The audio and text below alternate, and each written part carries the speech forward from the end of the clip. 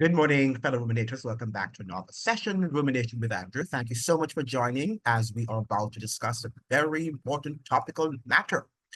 Now, I should say some very important topical matters or some very important topical issues this morning. Now, we are living in a sea of wars, right?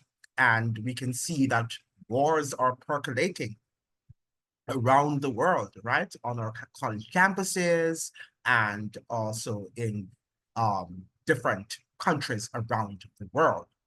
And it is interesting for us to note that that is what the world is like. And it seems to me that we are, immobile and that we're not able to do much about it. So we can just shout and, whine and dine, but our governments are not listening to us.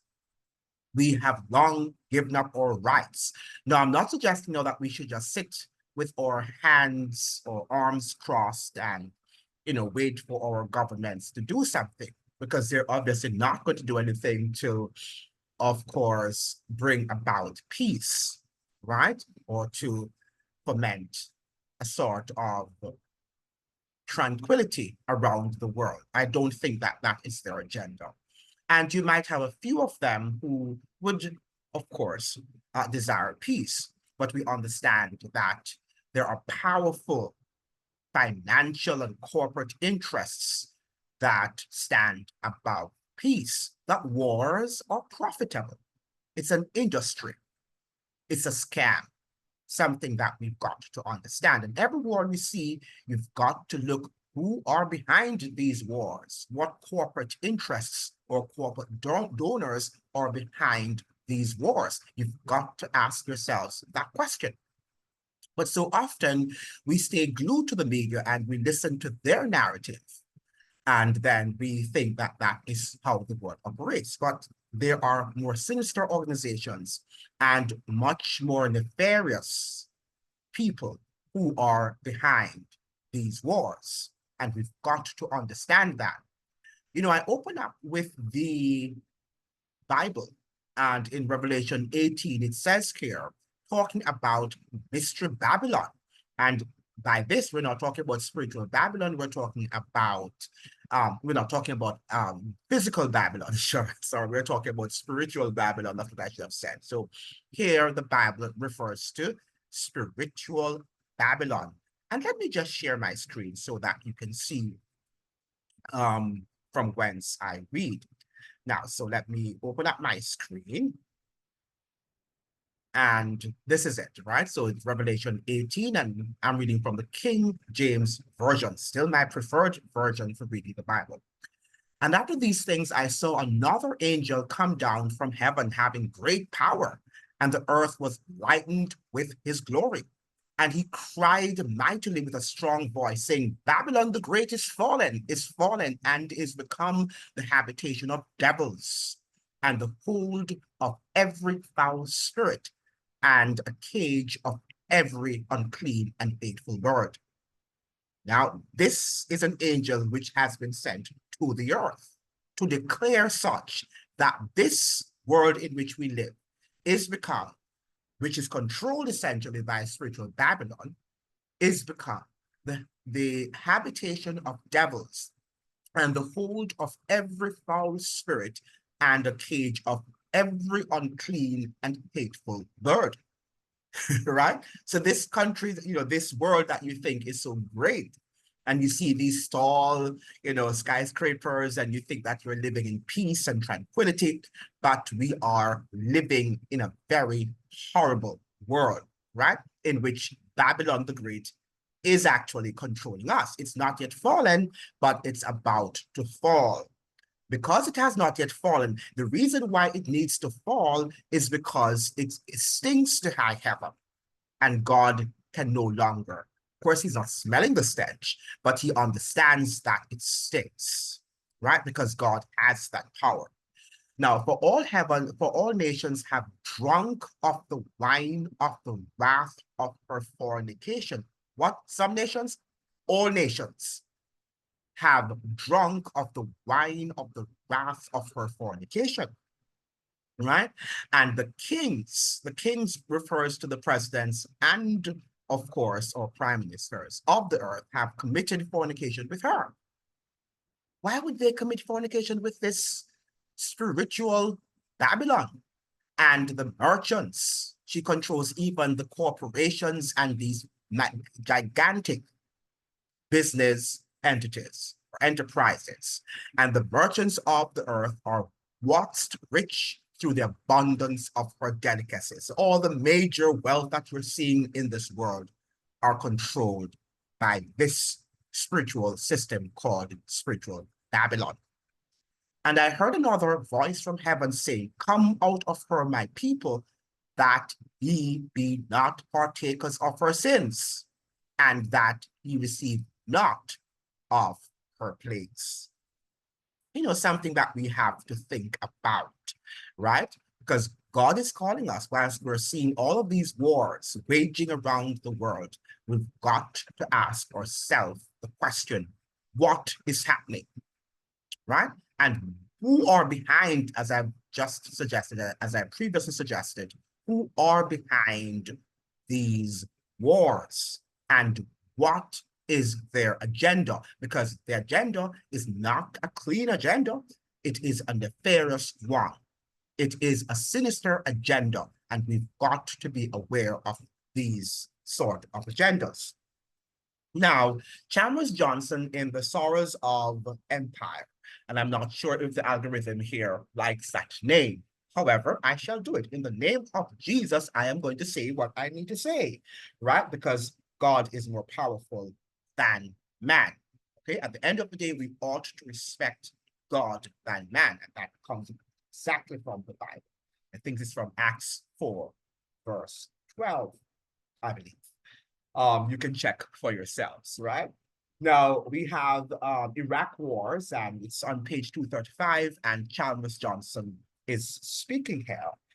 Still, another reasonable theory was that America's war fever was stoked by shrewd political operators in the White House, and that the campaign against Saddam Hussein was mainly meant to influence domestic politics, right? So he's here asserting that the war in Iraq was to influence American domestic politics. Both the 2002 midterm election and the 2004 presidential one, right? Now, this is an interesting statement made by Chalmers Johnson. Several commentators called this the use of weapons of mass destruction, right? And we've all heard about that ad nauseam in the media. Among its goals were to bolster George W. Bush's dubious legitimacy as president and to divert voters' attention from his less than sterling domestic achievements in his first 2 years in office, right? So Bush started the war in 2003 because he wanted to bolster his term in office, right? And he wanted to bolster his presidency, and so to divert Americans' attention from what is happening in the world. A lot of what is happening in the world, Americans can put it at the feet of their leaders, but Americans are also culpable. The citizenry is also culpable. Why? Because they have not educated themselves for all these years, America, with so many books, right? Very interesting books, but people fail to read weighty books. They want to read what the masses are reading. What they see the masses saying, they say. What they see the masses listening to, that is what they want to listen to. As a result of that, the entire state of America is crumbling, right? And, as some people are suggesting, where is God? Well, God has always been involved, because without his intervention, you would have long been dead, because there are some evil men. If it was that God was not, right, calming the winds and holding back the winds of strife, America would have long been wiped off the face of this world.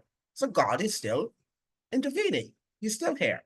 However, the destruction that is, about to unfold on America itself is something that God has no control over, in the sense that America has become so immoral, right?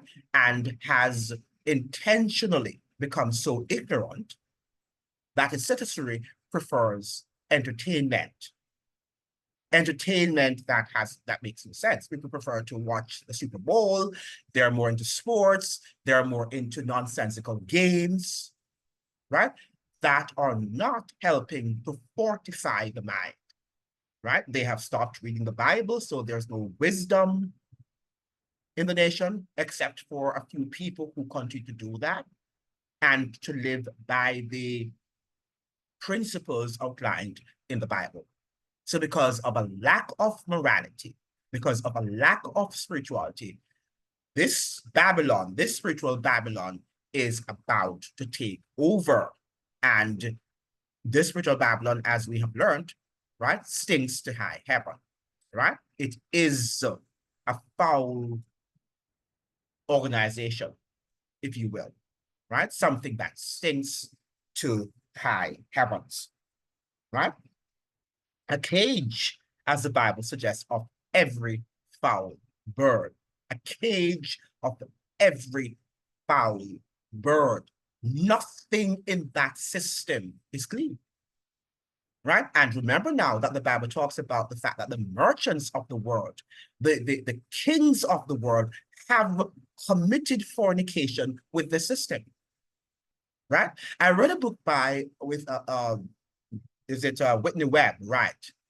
And the title of her book was, but Whitney Webb recently wrote a book, and I forgot the title of the book.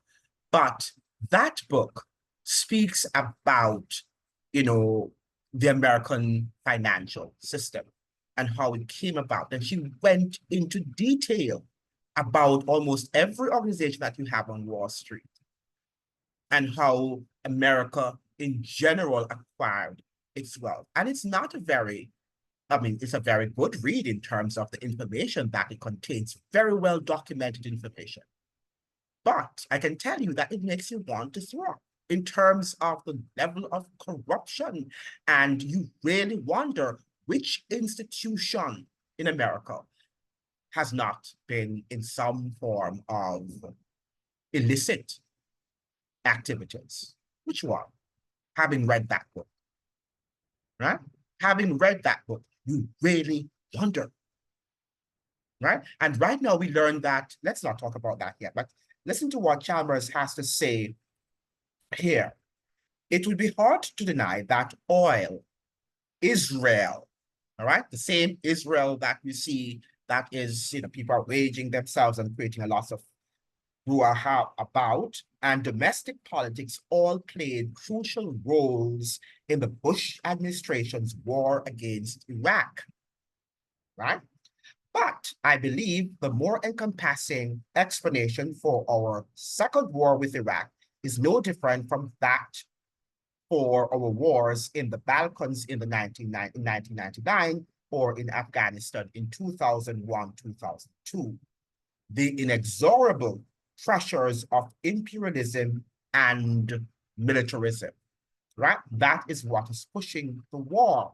Even though Bush wants to bolster his image, as it were, for the 2002, 2004 elections in the United States, but the major quest, the major push for war, as Chalmers is here suggesting, was the inexorable pressures of imperialism and militarism. Because the United States is on a quest for full spectrum dominance. And Israel is just being used there as a proxy, right? Just like Iraq was being used as a proxy, or any other nation will be used as a proxy so that the United States can gain the full spectrum dominance. So when you see these children, well, let me not call them children, these young adults at university campuses, right? Thinking that just by divesting and boycotting and sanctioning Israel, that the wars are going to end, at least there might be a temporary ceasefire, which we desire, but that is not going to uproot the system. We would have to uproot what? Imperialism and militarism, and that is going to be difficult to uproot at this juncture of the history. And we are not hearing from Columbia University and from the Harvard universities and from these Princetons and these very well, indomitable universities that have so much prestige, right? That people sometimes, when they tell me that the research is coming from Harvard, is coming from Yale, they speak with such pride. And I look at them sometimes and I wonder, do you know who controls or these universities, right? And a lot of these research is not necessarily dispassionate, unbiased, critical, objective research, right? It's just research that spreads a certain narrative, because these universities are narrative driven. Having said that, let's go into an article that was written by, I think it's New Nation.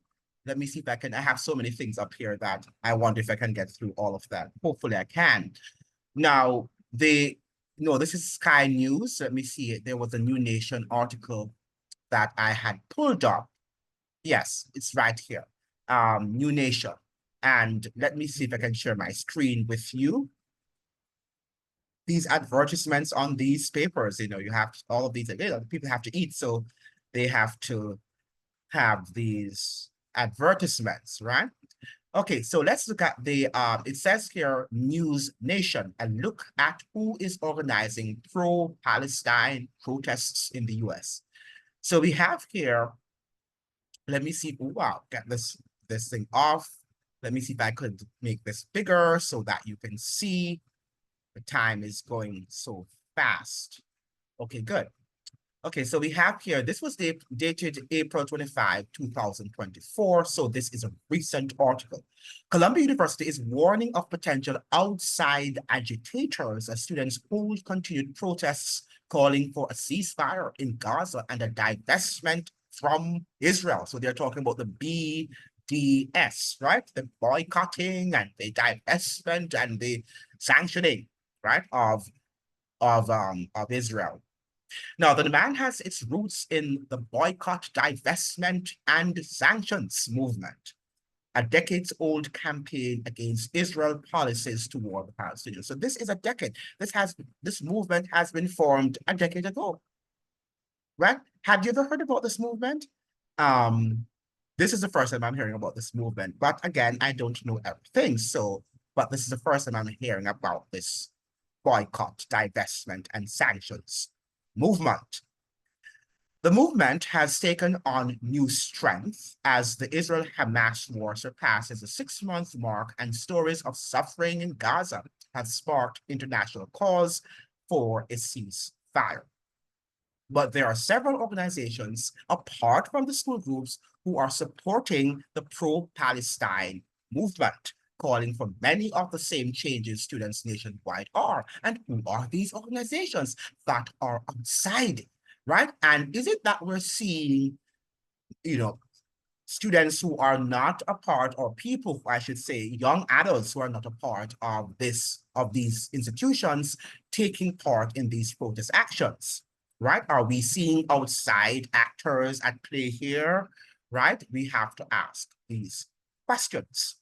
On Tuesday night, a group called Within Our Lifetime held a protest outside the walls of Columbia, calling for resistance by any means necessary, right? So if it means, therefore, that you have to kill some people, then it means that you have to do what you've got to do, right? It is, the Jesuits have this motto that the end justifies the means, right? That is essentially what it is. The end justifies the means, right? So whether it's killing, right? If that is how you have to do it, then do what you have to do, right? Because this is a laudable effort. Chanting Columbia, you will see, we are all SJP, Columbia. You will learn, refugees will return. The demonstration illustrated the scope of pro-Palestine protests taking place beyond college campuses. while we're hearing that the Kenya-led mission is on its way to Haiti, right? And that's going to be another massacre. This is what is going on US college campuses. Now, NYC Pro-Palestine Network, so we have Within Our Lifetime, is just one of a vast network of organizations that have coordinated protests, that have blocked highways, delayed trains, and shut down parts of college campuses across the country for the past few months. The NYC-based pro-Palestine group is led by Nardine Kiswani, a 29-year-old who founded, I beg your pardon, the group nearly a decade ago to build a community for young people who want to raise awareness about the Palestinian cause. So here we have this young Kiswani, and he is actually the founder of this movement. So we have the grassroots movement includes localized efforts to coordinate protests and events through encrypted apps like Telegram, WhatsApp, and Instagram. And they're using these platforms. And you really wonder if the government is against these people. Can they liaise with the big tech to kick these people off these platforms? Because that's what they did some years ago. Why couldn't the government liaise, as I'm suggesting here, with these big tech companies, right? Telegram, WhatsApp, and Instagram, to disorganize and to, as it were, to dismantle these movements. Now, listen to what this person said. I just support the Palestinian people as a whole, and I believe that we have the right to resist, Kiswani told NBC. If they're mad at it, they can talk to Biden. They can talk to the Secretary of State. They can talk to the elected officials who keep funding wars abroad, who keep funding death and killing in our name. And you can't knock him for that, because that is true, right? Because that is what they do. They keep on funding death and killing in the name of Americans who are just there buying at Walmart and living as if they are living in a very delusional world, because America is a delusional country, because they think that their comforts are earned by Wall Street and these very enterprising people there. Now, while the group is not directly associated with the protests taking place in college campuses, their objectives are intertwined, right? So they might have different objectives, but different tactics, I should say, or strategies, but their objectives are the same, right? Just like our politicians and their different parties, right? They have different parties, and their ideologies may differ, which they do, but their objectives are the same. The objectives of the Democratic Party and the Republican Party are the same, right? And that is what you've got to understand. Their tactics might be different, their ideologies might be different, but at the end of the day, the policies, right, and the objectives remain the same. Imperialism and militarism, as Chalmers Johnson suggested, right? Or their modus operandi. And that is what you need to understand. Now, let's go now to this news article that was written by AP. You know, I hardly read AP, but no, yeah. So we have here that students, and this was written by Colin Blinkley, Steve LeBlanc, and Bianca Vasquez. So we have here students at a growing number of US colleges are gathering in protest encampments with a unified demand of their school: stop doing business with Israel or any companies that promotes its ongoing war in Gaza. But they are just talking about the war in Gaza. It should be cease all wars, because if all of the wars are ceased, then there won't be any war in Israel.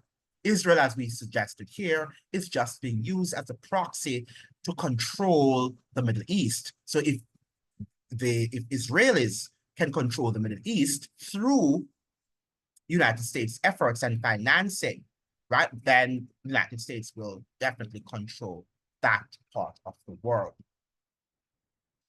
The demand has its boycott, divestment and sanctions movement, a decades-old campaign against Israelis' policies toward the Palestinians. The movement has taken on new strength as the Israel-Hamas war surpasses the 6-month mark, and stories of suffering in Gaza have sparked international calls for a ceasefire. Right? So inspired by ongoing protests and the arrests last week of more than 100 students at Columbia University. Students from Massachusetts to California are now gathering by the hundreds on campuses, setting up tent camps and pledging to stay put until their demands are met. So the students are very, very much, what should I say now? They are insistent that the wars have to be stopped, and they're not going to stop protesting until their demands are met, right? Now, look at what the Politico is reporting. And I think this was it written yesterday? But this came from their education. Yeah, April 25. No, it wasn't written yesterday, but another recently written piece. Republicans want Columbia's federal funding stopped. Right? There are at least 3 big problems. So this is interesting that when you don't agree with a political party, that means your funding should stop. Right? You know, it's getting to the point where if you do not vote for a certain candidate, even on your job, you might lose your job because you have to agree with the decision of your boss, with the political persuasion that your boss is aligned with. That is where it's going. This is where it's leading to now. And you have to demonstrate that what political party you align with or you are supporting. Republicans looking to punish colleges for not cracking down hard enough on anti-Semitism want to cut off their federal funding, a lever of power Washington has not used in decades, right? Now, this is the democracy that we are living in under President Biden. Because after all, you know, the presidency of Donald Trump was so chaotic, right? That you had to put Biden in because Biden was going to restore democracy, right? He is the symbol of US's democracy around the world. Biden is, right? The symbol of democracy, American democracy, and the free market system to the world. And let's not forget that when Biden came into power, when he was, when he was officially invested into the presidency, right? After that ceremony, you understand what I'm saying. That all of the papers around the world, particularly in Washington, D.C., the Washington Post and the New York Times, you know, celebrated by saying, Washington is back, right? Because during the Trump era from 2016 to 2020, Washington had died. But the presidency of Joe Biden resuscitated Washington, as it were, right? Or did it? Or did it not? Right? But I'm leaving that up to you.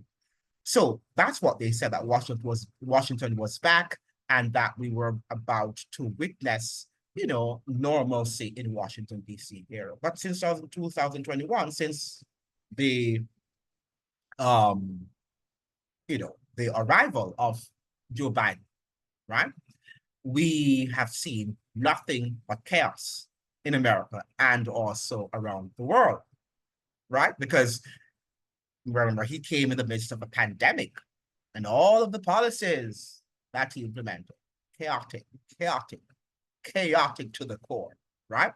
And then a major war with Russia, between Russia and the Ukraine.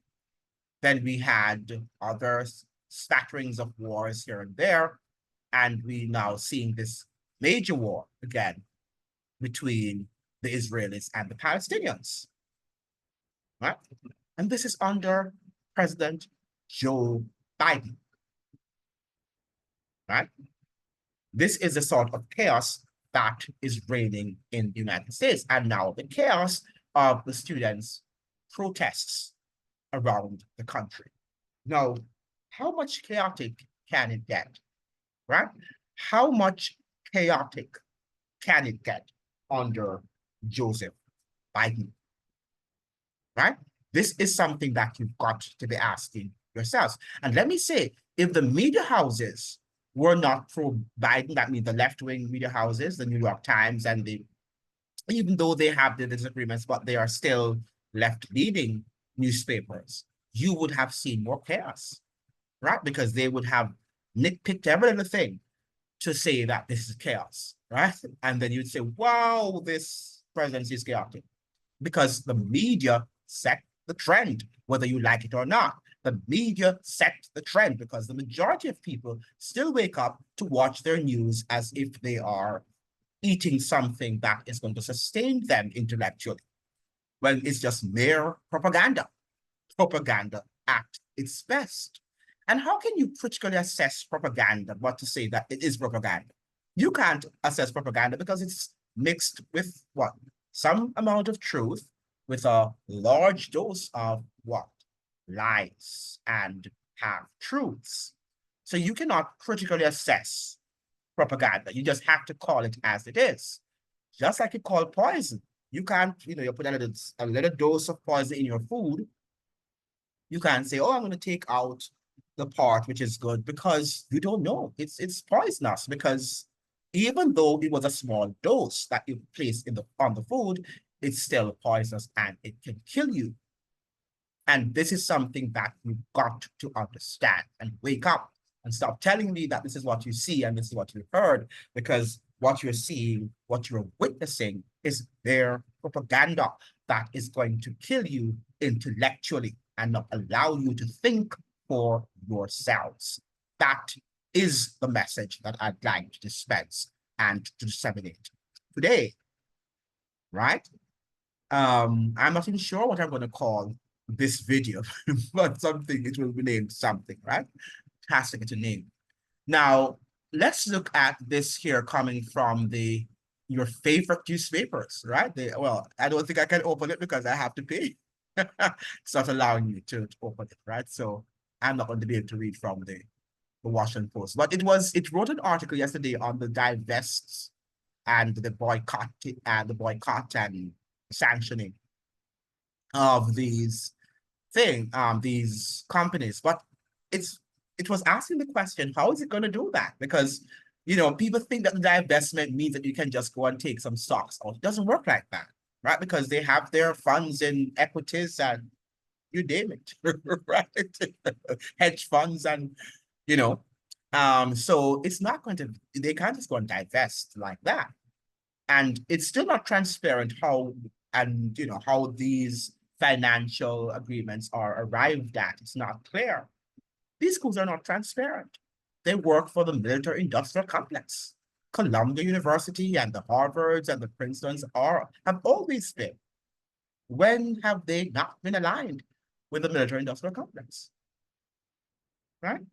And you must go on YouTube and listen to Eric Weinstein, who is a graduate of Harvard University and continues to support the university because he's a proud graduate of that university. And who would not be, right? You should be proud of your alma mater. And he is a PhD. He holds a PhD in mathematics. Very, very brilliant man he is, right? And a thinker. I might not agree with a lot of what he says, but he is a thinker. And I like to see people who can think.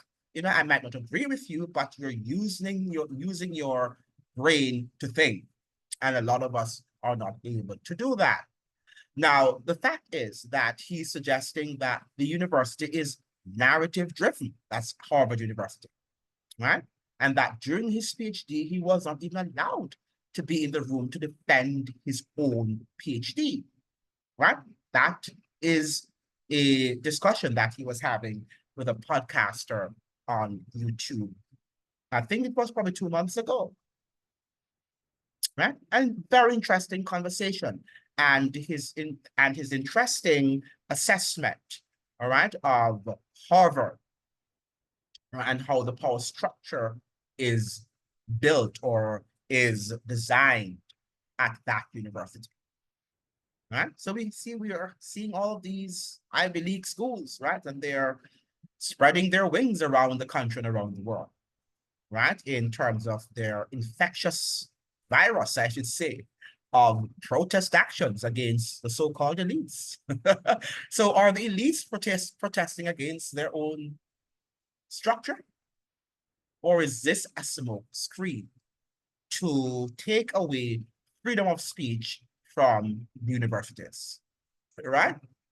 Are these same people, the same elites behind the scenes, behind these protest actions? And at the end of the day, we are going to see the complete, if not, yeah, the complete erosion of freedom of speech on university campuses. Because as I've suggested, and many of you have not watched, that the United States seeks also to militarize academia. I mean, they have been doing that for years now, but to fully have their power and authority over what is produced, what is said, right? So you are not going to be allowed to say some things on campus. And what is the purpose of a university? It represents or should represent universal thought processes, universal ideas, right? It should not just be reflective of what anyone wants to think. And some of these ideas are going to be offensive because that is the purpose of freedom of expression. But what should be done is that we should learn to what? To control our emotions, right? And if somebody says something offensive, either you take it up with the law. If you think it's so offensive that you think it really besmirches your character, right? Then you might have to take it up with the law. But it's not for the National Guards to come and to, force you into this mode of thought, into their understanding of the world. That is not how the university should operate. And we are seeing this happening, particularly after 2020, where people do not have the freedom to express their own ideas. There was a professor, I think, at Columbia University 4 years ago, who was giving another perspective and who was fired for doing so. I won't tell you what he was fired for because this platform will not allow me to do so. But if you are going to fire professors for expressing disagreements, right? Dissident thoughts and ideas about what governments are doing or are not doing, something is wrong with that university. And it's not about educating you, it's about indoctrinating you into believing. And for a long time, America's universities have been centers of indoctrination for a long time. This is nothing new. The chickens are just now coming home to roost. And people are now seeing what is displayed on these college campuses, right? It's not about thinking. It's not about thinking or independent thought. It is about controlled thinking. And if you write a PhD, if you write a master's thesis, you'll see that. It's not about thinking, it's not about independent thought process. It's about what your professor wants you to publish, right? And your professor is subservient to his boss or bosses too. And that's why he's controlled or she's controlled, right? That's what we have to understand. We're not living in a world where people think that, yes, I'm independent and I have independent thought, right? So when people cast their aspersions on the Bible and say those who read the Bible, they're just nothing but some controlled freaks, right? That is your interpretation, and that is your nonsensical understanding because you have not read it for yourself, because you don't understand that if you read it, you would develop a much more empowered ability to think, which the majority can't, right? We are living in a world where now thinking is a rare commodity. It is not something that the majority of people, including with PhDs or masters or any type of degrees, are able to do. Right? It's not, it's a very, very rare ability. And that is why we are where we are now, heading into World War V or World War VI, because people say World War III. And I'm wondering, we've had many, many wars, even after the war of after World War II, right? We've had other wars in which many lives have been lost, right? So this is not World War III. This is going to be probably World War VI or even higher. But what we're sensing now, that something is amiss here, and we've got to get our acts together, right? We've got to get our acts together. So yeah, I said previously that the Kenya-led mission, that's the multinational security force, is about to enter Haiti. And that is also going to be another bloodbath. It's going to happen right there, you know, very near to US shores. And it's going to have some effect, right? This is going to have some effect. So let us see what's going to happen with our college campuses while we are being distracted with what is happening with the protest actions against what is happening in Gaza. We're having another situation brewing here in the Caribbean, and people are totally distracted and they don't even have a clue what's going on right at their backyard, right? Let us see how that is also going to influence US policy and the elections of this year. But already we are seeing that this election that is going to take place in the US in 2024, November of 2024, is going to be perhaps the most chaotic that has ever happened in US history so far. There will be other chaotic ones, but this that we are about to witness is going to be one of the most, if not the most chaotic ever in the history of the United States of America. Hopefully, it will not be violent, because what we're seeing right now is not good. The picture is dark. It is grim, right? And we've got to pray that God will give wisdom to any of the men who will win this election, right? And we should not take sides. You know, if you're a Christian, you ought not to take sides, because you know who controls this world, right? That the prince of the air is the devil, and he controls all of these people. But God is the one who is stronger than the devil. And at the end of the day, he controls the affairs of government.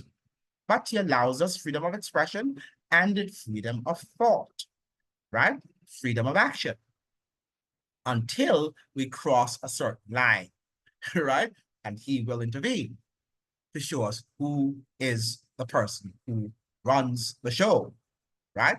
Because while the devil might be prince of the air, God is the one, the creator of the heavens and the earth. And that should give us some amount of relaxation, even though we should not be complacent, right? But we should have that peace that passes all understanding, because we know that these unwise people who are in office are not the ones who are necessarily running the show, but we have an all-wise creator who is running the show and who runs the universe. So this world is nothing for him to run. It's a small bit, it's a small speck in the entire universe. And we used to sing a song, he's got the whole world in his hands, he's got the whole world in his hands, he's got the whole world in his hands, he's got the whole world in his hands, right? So let's believe that. And if we believe that, we will live that, and we will not get so much overworked when we see all of the nonsense, right? And the instability that is happening in the world. Thank you so much for joining. I hope that you would like and you would share, you will subscribe, and that you also leave a thoughtful comment at the end of watching this video. See you in the next one. All the best to you. Happy Sabbath.